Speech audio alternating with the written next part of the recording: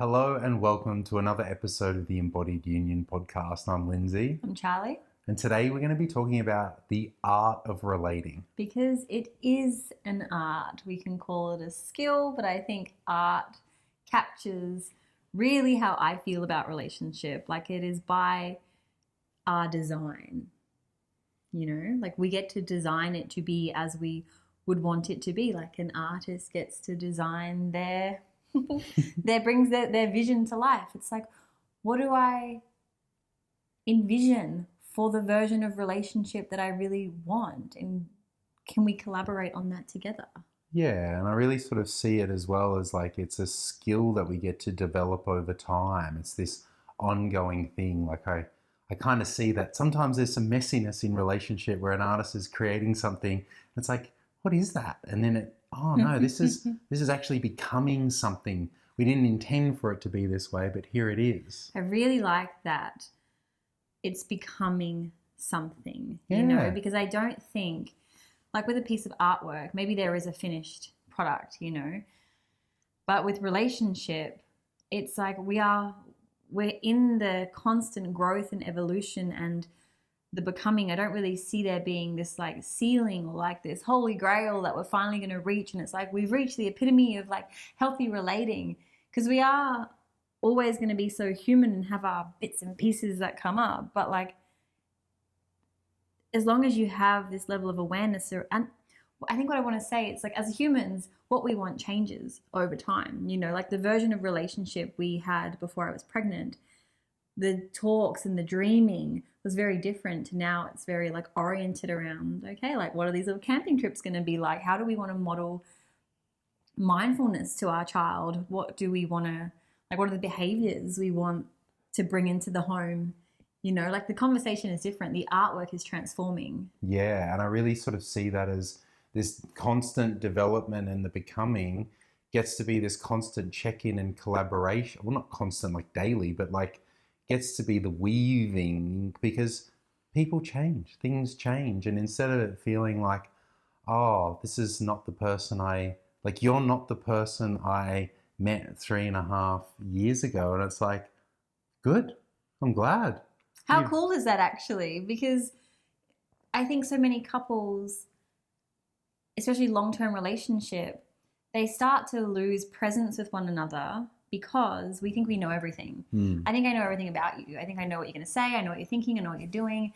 And that I know you can really be a cock block in intimacy and arousal and desire. But when you have the awareness, like, wow, I'm changing all the time. You are changing all the time. We are changing all the time. And that's actually okay and that's safe. Then we get to be in like the mystery.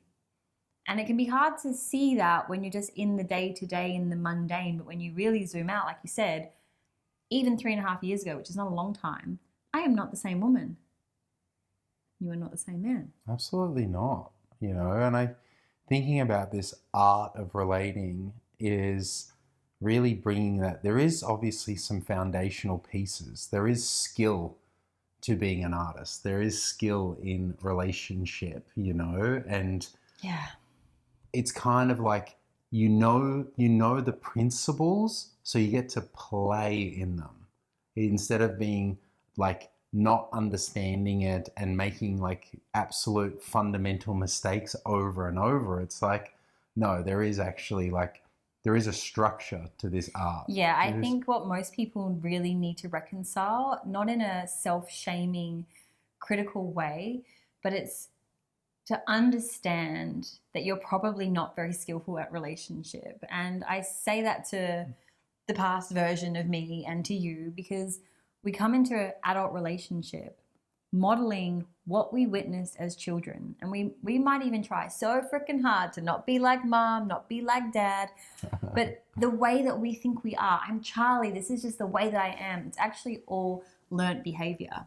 I'm either modeling or I'm like really resisting something that's pushed me into another extreme of like behavior, but it's all learned.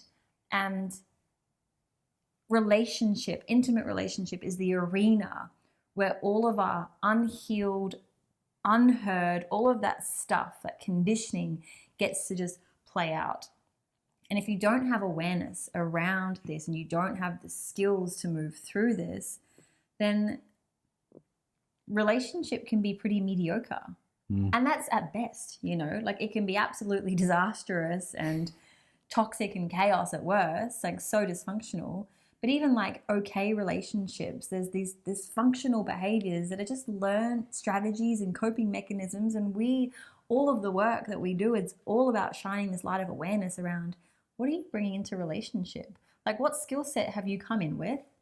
And what skills can we now teach you? But Charlotte, it's not about me. It's about them, and it's about how they show up, and you know, it's him. It's my ex. And like sometimes it is your ex. Sometimes it is him. Sometimes it is her. But as we always say, it's always the freaking dynamic, you know. If you are in relationship with somebody and you choose to be there, I'm talking like even if it's like 3 months, 6 months, 1 year, like it's not the longest time. But if you're choosing to stay, then there is something there for you to learn. You know, like if you go on a date with somebody and they're super toxic and red flag and you get out of there, it's like, okay, there's nothing there for you to learn because you didn't stay, you kind of, nope, not in alignment, moved on. But when you choose to be in relationship with somebody, it's never just the other person. You guys have come together for a reason to show each other something. And it is the dynamic that you have to look at. And the best way to do that is for both individuals to look at their own part. Yeah. Self-responsibility in relationship is the sexiest thing. Yeah. Well, it's like you are one of the pieces of the Velcro. That's why you're stuck together. And just knowing that you're the fluffy one or the spiky one, really. It's Did you just make that up? It just came to me then. It's just knowing that you can't, and also it's Am I like the fluffy one or the spiky one? Oh, you're the fluffy one. Oh. So, you know, and recognizing that so often the fluffy person in a relationship wants their partner to be more like them. And then what happens? It doesn't work.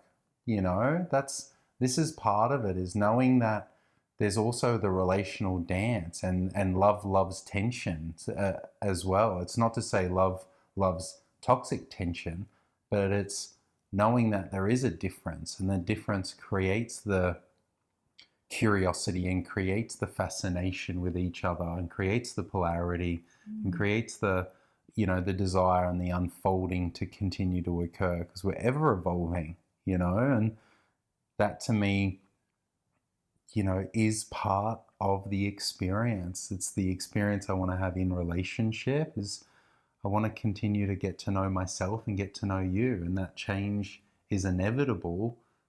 And can I make sure that I'm sort of changing in a way that works, changing in a way that's a forward progression rather than a backward slide into, you know, dysfunction or any of those sort of things in relationship. Yeah. So I think let's kind of break down like what I think we have, but just to make it clear, like what actually makes a relationship artful, you know, like one of the first things that we just kind of named is that each individual has a level of not only awareness, but self-responsibility, like able to see their part. You cannot be artful or skillful in relationship if you aren't able to kind of turn your attention inward on your patterns, your own behaviors, your triggers, your upsets, and kind of understand what that's all about and have the skill to not only meet them within yourself, but how to kind of bring them forward to your partner. So that's one of the things I would say that you need to know how to do to be skillful and artful in connection. Yeah, I think another skill is recognizing that you're probably going to have expectation in relationship and how to turn those into an agreement that you both feel like you can collaborate on together, so it's not a demand. Yeah, we see this all the time with couples that we work with. There are these unspoken expectations that have not been voiced, and you didn't do this thing, you didn't say this thing, and now I feel like you let me down or you've crossed a boundary. But it's like, hey, if we had agreements in the first place because we knew the experience of relationship that we wanted to have and we were naming that and talking about it and we were making agreements, then we really want to bring expectations out of the shadow and have productive, powerful agreements. Absolutely. So What else? again, that's like comes down to like knowing thyself and being able to communicate in a way that doesn't have your partner go into defense or shut down, that kind of like inspires them to collaborate. Totally agree. What else makes relationship artful? I think a big part of it is around intimacy as well, because in the honeymoon phase, when you first meet somebody, it's quite effortless, you know, like there's the novelty, the mystery, it's unfamiliar. Did he just touch me? I'm so present to that accidental finger in my boot, sends electricity through my body. And so in the beginning, intimacy is happening quite effortlessly. And then over time, it just starts to dull and it starts to flatten out, and life starts to get a bit busy, and we can have children and we have businesses, and we go a little bit on autopilot. We're less intentional with our touch. There's more frivolous touch. There's lots of time together, but not really together. And intimacy is impacted. Like lots of couples come through our door with the complaint of, we're not having sex anymore. The intimacy is less. I don't feel met. So knowing how to inspire arousal and desire inside of your own system and inside of the dynamic by understanding each other's eros and love language and erotic system, I think is really skillful. And it's one of the skills that I really want to gift all relationships, because I don't want to live in a world where the aliveness of the honeymoon phase energy just dies and that's it. And we're just doomed to be flatmates and not lovers. So learning how to work with things like polarity and masculine and feminine energy, knowing about your own pleasure system, knowing what makes you turn on and alive, and like exploring the world of like tantra, you know, coming away from like the mainstream models of sex and intimacy, like porn and friction based, hard and fast, in and out, like teaching women and couples around like the subtle energies that live inside of them. Like I think intimacy is an art.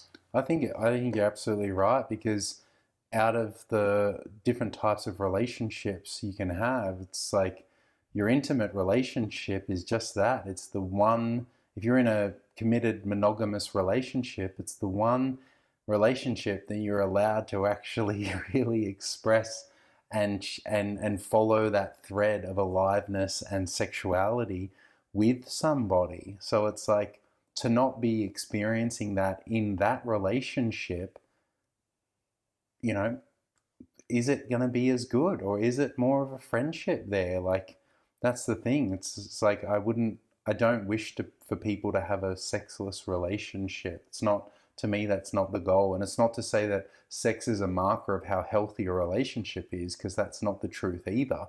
But it's definitely being in the exploration and using sex and intimacy and eros as a way to be creative and to be able to come more alive with each other. And I think that is definitely a skillful art. Like, the last thing that I want to sort of do in my own relationship is feel like there's a routine about it. It's not to say that we have to schedule it and that somehow scheduling it takes the fun out of it. Sometimes scheduling it is the thing that has to happen to Totally. create the fun and the play. Yes. So we know it's going to happen, and we know what to not just expect, but how to interact with each other. But I think just keeping it being something that we're open to and exploring in, and basically like a judgment-free, shame-free space of inquiry. Yeah. For like, what do I desire? What wants to happen here? You know, I think that's been the thing that creates so much variety and openness and willingness for both of us, is how we meet each other in our intimacy means that we can really hold each other through all things. Yes, I see it so often with couples, you know, like they might have like shit's going down, kids are being difficult, business and work is hard, like life is throwing curveballs, And for some reason, we sit and talk to them and they're sharing their stresses with us. And there's a sweetness about them because they're still making time for intimacy. It's the couples that stop making, and when I say intimacy, I'm not necessarily saying sex, by the way. It's so right. Like, there's so many things inside of intimacy to create this. But like the couples that make time for love, no matter what is happening around them, they manage to stay in the bubble. And the couples that stop, they get out of the bubble, it's like there's just this huge gap between them, and it's harder to ride the ups and downs of life together when there's just big old gap. Yep. There's a barrenness between them, right? There's a dryness, so to speak, and there's less play. And to me, it's like, I think about it from an archetype point of view of like, for the masculine, it's our lover archetype, which is our part of us that's a connector. It's this part of us that's really present, but it's also the part that's really playful. And the couples that are fucking and having a good time, they're laughing, they're playing, they're being playful with each other. And that is medicine, you know, Yes, like that's the skill. That is good for your nervous system. That is good for your attachment system. If you are laughing and fucking and having a good time together, you are going to be healthier. You are going to be more youthful. You're going to be more radiant. Your kids are going to benefit from that. It's like, never stop making time for love. Well, this is the thing, right? Like, it's one of the first things that drops off for most people is if they're in stress and overwhelm, which to me is one of the biggest blind spots to couples, is them not acknowledging how stressed they are about their life and about what's happening, that some of the first things that drop off for men in particular, I know, is fun. It's like we lose our fun and our ability to have fun. And for so many of us men, sex is an avenue for fun and for play and for pleasure because we don't allow ourselves to do anything else that isn't productive. So this productiveness is killing our intimacy and our connection to our own hearts and our own art, you know. And to me, this is the kind of work that I'm always trying to encourage men, and it's one of the reasons why one of my highest values is play, is that creates so much joy in me that I then become more magnetic for you in my life. That playfulness is an invitation for you to play as well. Yes. And if we're playing and we're having fun and we're laughing, we're one step closer to having great sex and great intimacy and great like connection and play. It's so true. It's such a good point, you know, like when couples are like, we're not having sex, let's try and have more sex. It's like, stop trying to have more sex. Like, go and play. Go and find that first and then let the rest organically happen. So you're so right. I really see that as an art and a skill for the individual, you know, like as a woman, it's up to me to be taking time to be in states of play with myself, with the women in my life, with my embodiment practices, with the way I tend to my nervous system, with the things that I'm doing, the way that I'm going to the beach to relax and sunbake and like accessing this state of deep embodiment that allows me to be more playful. And like same for you with the men when you're with the men, I know it's so playful. Like you guys are so playful. There's so much banter and like shit talking and like you actually do like games.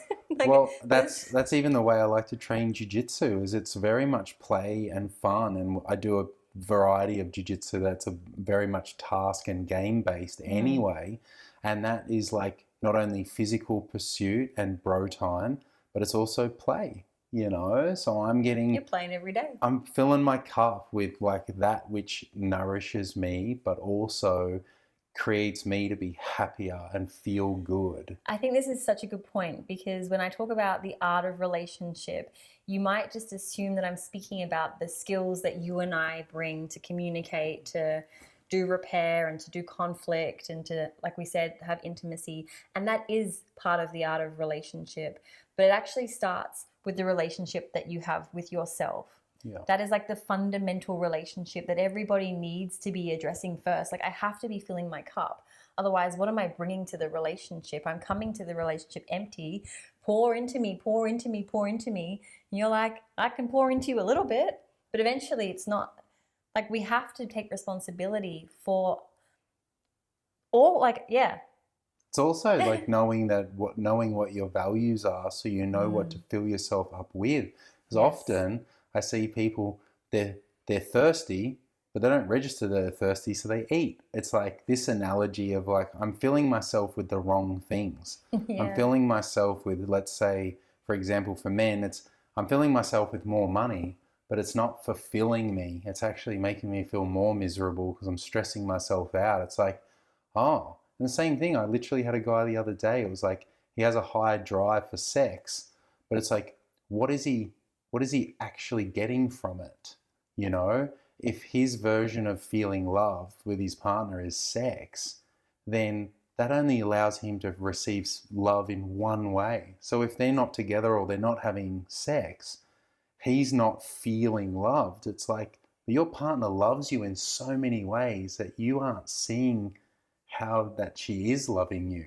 You're only seeing it because it comes in one way. So we need to be open to how all the ways in which we are loved. And by practicing that on ourselves as well, it's like I can also fill my cup of feeling loved by loving on myself as well. So, you know, that is also the art as well. Is like, how am I loving myself so I Mm. can be even loved by you even more? I think that really captures it. Like the art of relationship is really about being skillful and artful within your own being, you know, like knowing your values, living in alignment with them, working with your own parts and patterns. And then the art of relationship is the art of the dynamic, like how we're actually being with one another. How do we want to, when we fall down, how do we want to do that? When we wobble, like how do we want to do that? How do I want to talk to you? How do I want to bring forward to you the parts that I feel ashamed of or I feel vulnerable about, or the things that you're doing that are triggering me, and I want to let you know, but I want to let you know in a way that has you be inspired to kind of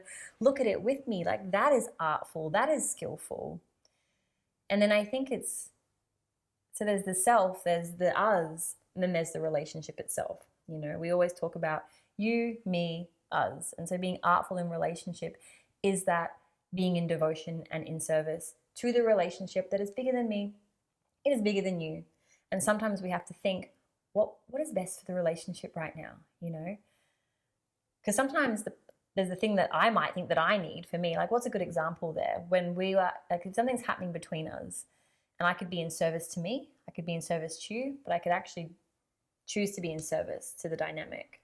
Yeah, well, mate, there's so many things. Well, I think one, like, it's choosing to speak respectfully to you when Yeah. I am triggered and I feel like you have really done me wrong. I feel like you have hurt my feelings. I think you've maybe crossed a boundary. Like I really am sitting in this place of like self-responsibility. I can see my part, but like how you have just been with me is actually not okay. And I could choose to like really let you know that in a certain way, or I could really sit and consider to be in service to the relationship, even though I am hurt, even though I'm triggered, even though I'm going to let him know that a boundary has been crossed. I am going to speak with you. I'm going to speak to you with respect because that is how I protect the integrity of the relationship that I say that I care about. Yeah, I really see that. And I think another way is like how I'm in devotion of the relationship is really seeing how my being impacts yours, especially if we live together and work together in the same environment. It's like how I talk to something when I'm frustrated. Could be a computer, could be a camera, could be whatever. It's like I need to know that for myself is if I have outbursts and I'm not, let's say I'm being angry or frustrated at not Charlotte, but at something else, that still has an impact. Like I'm aware of that or getting more aware of that. And Like that's the devotion. this is actually something that this came up for us. Yeah, like Lindsay would have an outburst, not at me, but at the computer, like, and my sensitivity goes straight back to childhood, being hypervigilant to angry moods, and then feeling like I'm not safe, I'm not good, and like Well, you try and fix it. I try and well, actually, I try and stay away, and I don't know True. what to do, and I go into this like panic state. It really kicked in, and so we had to have a conversation. Like, your anger is welcome, your frustration is welcome, but the outburst or like a swearing or something like that, it's really startling for me. Can we have an agreement around that? We acknowledge the anger, but it's not coming out like that, and that is, I feel like that's really in service to me, but it is in service to the relationship. It's actually in service to me too, Yeah. because it's like I don't necessarily need to be doing that. It's more like if I'm frustrated in that way, it's like how can I acknowledge that without bursting at it either? So it's like to me, I feel like it's in devotion to the relationship, and I think So as it's all always, three of us. yeah, and this is the thing when it comes to being in devotion of the relationship, regardless of how you are showing up, I want to meet the standard of relationship that I want to be in. So Yes. I create the benchmark for the type of relationship that I'm in. I'm not reacting to your level. So if you drop it, I'm not going down there with you to fight it out down there. I'm Stay trying to out of my gutter. yeah, I'm trying to stay up where I am, not in a way to be better than, but just to be the MVP, the most valuable partner in this relationship. In like, that moment. yeah, and I'm holding that, for me, it's like, I just really want to hold the standard of relationship that I want to be in, regardless of what's circumstantially showing up. Because when everything settles down, which it always does, how do I want to remember myself in those moments?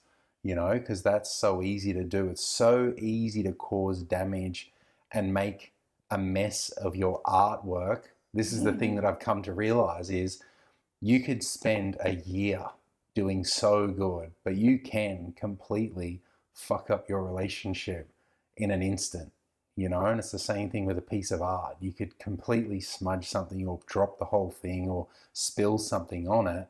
And it's not to say you can't fix it, but do you really want to have to?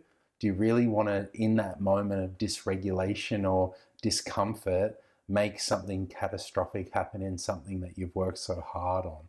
So for me, it's like, I'm just not prepared to do that. I'm not prepared to break our agreements. I'm not prepared to cross a boundary on purpose for some fleeting moment of pleasure or any of those things. It's just like, I won't do that. I just won't. Well, even this morning, like we're on the beach together and we had some silly, like, there was a little moment of tension and we kind of went back to our books. I was just reading, you're on your phone. Then you kind of came back to me and you were just like, babe, I'm really sorry for my part. Really sorry. And I'm like, what was your part? And you're like, well, I think my part was this. I think it was this. I think it was this. And it might have been this. And it might have been this. And I'm just like, listening to him, like, responsibility, take responsibility, take responsibility. And then he just pauses. And I'm like, sorry for my tone. And that's all I want to talk about. And that's all I'm sorry for. That's all I did. But in that moment, I'm like, wow, Lindsay's really he's holding the standard. Like, we both say that we want to be really responsible, be the one to initiate repair, be the one to say sorry. We know how when one does that, it usually creates a softening in the relationship. And like, I just really watched you do that this morning. It was just like, yeah, you just completely were who you say you are, who you say that you want to be, the man that you want to be. And it's like, wow, you're really holding that standard for yourself. So yeah, it's awesome when you do that. And it's great when I do that. And I think it's knowing that we know how. Yes. And I think that's often the case for so many couples is there might even be a willingness to want to make it better, but they just don't know how. They don't know the art of relationship, the skill set. Yeah, and that's the thing. It's just, that's where you really have to eat some humble pie and recognize that this is not something that you just inherently know, but it's something that you have to learn over time. And by learning it, you then get to play in it. Because like anything, when we learn something new, it's a bit clunky in the beginning. Yeah. Kind of like, oh, how do I talk in this way that sounds so clunky? It's like, you sound like a robot. Like when you first learn to self-reveal, you're like, and I heard you say, and it sounds really clunky. Like it does. Right? Is that right? It just happens that way. But over time, you get to make it your own. You get to be in the mystery, the play, the fun, the creativity of it, that it really works, and you get to make it your own. And I think that's the cool part about knowing that relationship is a skill, and it gets to be your version, your artistic expression. Like your personality gets to come right through in your own relationship. So we're not trying to make you mini us, but we're teaching you the skills that we know collectively work, and then you make them your own. And I think that's a really good segue into the art of relationship training, because this is something that I have been working on. Like, we speak about the Embodied Union program for couples all the time on this podcast, but I've been actually working on something for a couple of years. It's been my signature offer for women, because not every woman has a partner. It can be for single women. It can be for partnered women. Sometimes it's good to come and do some work solo if you need to kind of hyper focus on that individual stuff that you have going on. But I've been refining and deepening this program, and it's actually starting next week, and it is the Art of Relationship Training for Women, ART. And it's everything that we've kind of covered today. It's learning how to do your own individual personal work, how to feel safe inside of who you are, how to heal anxious attachment patterns, avoidant attachment patterns, how to be solid, how to be secure, how to be the woman who is in service to herself, to her partner, and to love. It's coming and learning the actual practical skill set of conscious relating. So the repairing, the self-revealing, the how do I express my desires, how do I express my triggers, and have you stay open and listen and work with me. Like that is that is such a skill. And we also go into like the art of intimacy, because as we said at the very beginning, so many long-term couples, arousal can die, it flattens out, and you kind of just settle for this like routine, well, at least we partner really well together and he's a really good guy and I love him, but or even you might even use fighting as a way to then repair and have good make-up sex. Yeah, notice that that's your loop. Some couples utilize intensity to create arousal, and they fight and then they make up and they have sex and then it flattens out again. And then how do we create that tension so we can get back to the bedroom? It's like the fighting starts, the conflict starts, and the relief of making up, and then like you don't like there's a better way, a more sustainable way to be in arousal and desire with your partner, even if you've been together for 20 or 30 years. But again, you're not taught this. You're not taught this. So you come and you learn this inside of Embodied Union. If there's two of you that are like, hey, let's do it together. But if you're a woman, again, single or in partnership, but you want to come and be held by women, by myself and other women who are wanting to be a stand for love that is devotional, then I want to invite you into ART, the Art of Relationship Training, which starts next week. And if you are interested in anything that we've talked about today, I want to hear from you.